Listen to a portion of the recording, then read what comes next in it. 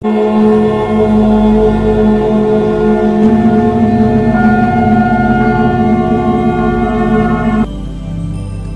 नमः शिवाय। भक्तों, आज हम सुनेंगे सोमवार व्रत की कथा। एक साहूकार था। उसके घर में धन की कमी नहीं थी, फिर भी वह बहुत दुखी रहता था क्योंकि उसके कोई पुत्र नहीं था।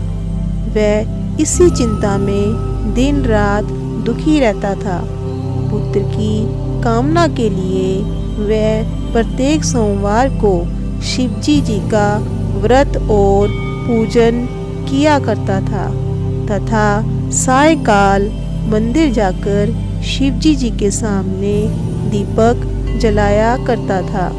उसके इस भक्ति भाव को देखकर एक समय माता पार्वती ने शिवजी जी से कहा, महाराज, यह साहूकार आपका अनन्य भक्त है। सदैव आपका व्रत और पूजन बड़ी श्रद्धा से करता है। आपको इसकी मनोकामना पूर्ण करनी चाहिए। शिवजी जी ने कहा, हे पार्वती, यह संसार कर्म क्षेत्र है। किसान खेत में जैसा बीज बोता है वैसी ही फसल काटता है। इसी तरह मनुष्य इस संसार में जैसा कर्म करते हैं वैसा ही फल भोगते हैं। माता पार्वती ने अत्यंत आग्रह से कहा, महाराज, जब ये आपका अनन्य भक्त है और इसको किसी प्रकार का दुख है तो उसे आपको अवश्य दूर करना चाहिए। आप तो सदैव अपने भक्तों पर दयालु होते हैं और उनके दुखों को दूर करते हैं। यदि आप ऐसा नहीं करेंगे तो मनुष्य आपका पूजन और व्रत क्यों करेंगे? माता पार्वती का ऐसा आग्रह देखकर शिवजी जी कहने लगे, हे पार्वती, इसके कोई पुत्र नहीं है।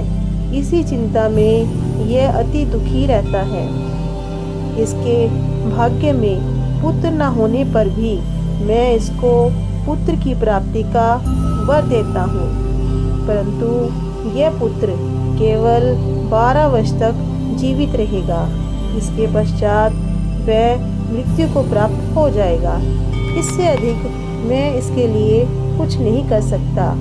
माता पार्वती और भगवान शिव का यह वार्तालाप साहूकार सुन रहा था। इससे उसको ना तो प्रसन्नता हुई और ना ही दुख हुआ। वह पूर्व की तरह शिवजी जी का व्रत और पूजन करता रहा। कुछ समय बाद साहूकार की स्त्री गर्भवती हुई और 10वें महीने उसके गर्भ से अति सुंदर पुत्र उत्पन्न हुआ। के घर में बहुत खुशियां मनाई गई, परंतु साहूकार यह जानता था कि उसकी आयु केवल 12 वर्ष की है, इसलिए उसने अधिक प्रसन्नता प्रकट नहीं की और ना ही किसी को यह भेद ही बताया। जब वह बालक 11 वर्ष का हो गया तो बालक की माता ने उसके पिता से उसका विवाह करने के लिए कहा। साहूकार ने कहा, अभी मैं इसका विवाह नहीं करूंगा, अपने पुत्र को काशी पढ़ने के लिए भेजूंगा। साहूकार ने बालक की मामा को बुलाकर उसको बहुत सा धन देकर कहा, तुम इस बालक को काशी में पढ़ने के लिए ले जाओ और रास्ते में जिस स्थान पर भी जाओ वहाँ यज्ञ करते, ब्राह्मणों को भोजन कराते और दक्षिणा देते हुए जाना।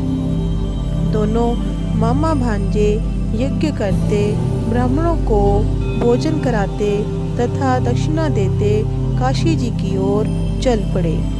रास्ते में एक नगर पड़ा। उस नगर के राजा की कन्या का विवाह था, परंतु जो राजकुमार विवाह करने के लिए आया था वह एक आंख से काना था। उसके पिता राजा को इस बात की बड़ी चिंता थी कि कहीं राजकुमार को देख राजकुमारी तथा उसके माता पिता विवाह में किसी प्रकार की अड़चन पैदा न कर दे। जब उसने सेठ के अति सुंदर इस लड़के को देखा तो उसने मन में विचार किया क्यों ना द्वाराचार के समय इसी लड़के से वर की सारी रस्में पूरी की जाए। ऐसा मन में विचार कर राजकुमार के पिता ने उस साहूकार के लड़के और उसके मामा से बात की। वे राजी हो गए। फिर उस साहूकार के लड़के को वर के कपड़े पहनाकर तथा घोड़ी पर बैठाकर कन्या के द्वार पर ले गए। कार्य प्रसन्नता से पूर्ण हो गया। राजकुमार के पिता ने सोचा कि यदि विवाह कार्य भी इसी लड़के से करा लिया जाए तो क्या बुराई है। ऐसा विचार कर लड़के और उसके मामा से कहा, यदि आप फेरों और कन्यादान के काम को भी करा दें तो आपकी बड़ी कृपा होगी। मैं इसके बदले आपको बहुत सा धन दूंगा। दोनों ने इसे भी सहर्ष स्वीकार कर लिया। विवाह कार्य बहुत अच्छी तरह से संपन्न हो गया। सेठ का पुत्र जब जाने लगा तो उसने राजकुमारी की चुंदड़ी के पल्ले पर लिख दिया, तेरा विवाह मेरे साथ हुआ है, परंतु जिस राजकुमार के साथ तुझको भेजेंगे वह एक आंख से काना है। मैं तो काशी जी पढ़ने जा रहा हूँ। सेठ के लड़के के जाने के पश्चात राजकुमारी ने जब अपनी चुनरी के पर ऐसा लिखा हुआ पाया तो उसने कान्हे राजकुमार के साथ जाने से इनकार कर दिया। उसने अपने माता पिता को सारी बात बता दी और कहा कि यह मेरा पति नहीं है, विवाह इसके साथ नहीं हुआ। जिस वर के साथ मेरा विवाह हुआ है वह तो काशी पढ़ने गया है। राजकुमारी के माता पिता ने अपनी कन्या को विदा नहीं किया और बारात वापस चली गई। उधर सेठ का लड़का और उसका मामा काशी पहुंच गए। वहां जाकर यज्ञ करना और लड़के ने पढ़ना शुरू कर दिया। जिस दिन लड़के की आयु 12 वर्ष की हो गई उस दिन मामा ने यज्ञ रचा रखा था। लड़के ने अपने मामा से कहा, मामा जी आज मेरी तबीयत कुछ ठीक नहीं है। मामा ने कहा, अंदर जाकर सो जाओ। लड़का अंदर जाकर सो गया और थोड़ी ही देर में उसके प्राण निकल गए। जब मामा ने आकर देखा कि उसका भांजा तो मृत पड़ा है तो उसको बहुत दुख हुआ। उसने सोचा कि अगर मैं अभी रोना पीटना मचा दूंगा तो यज्ञ का कार्य अधूरा रह जाएगा। अतः उसने जल्दी से यज्ञ का कार्य समाप्त करवाकर ब्राह्मणों के जाने के बाद रोना पीटना शुरू कर दिया। संयोगवश उसी समय शिव पार्वती उधर से जा रहे थे। जब उन्होंने जोर जोर से रोने की आवाज़ सुनी तो पार्वती जी कहने लगी, हे महाराज, कोई दुखियारा रो रहा है, इसके कष्ट को दूर कीजिए। जब शिव पार्वती वहां पहुंचे तो उन्होंने पाया कि वहां एक लड़का मरा पड़ा था। माता पार्वती कहने लगी, महाराज यह तो उसी सेठ का लड़का है जो आपके वरदान से उत्पन्न हुआ था। शिवजी जी ने कहा, हे पार्वती, इसकी आयु इतनी ही थी, वह यह भोग चुका।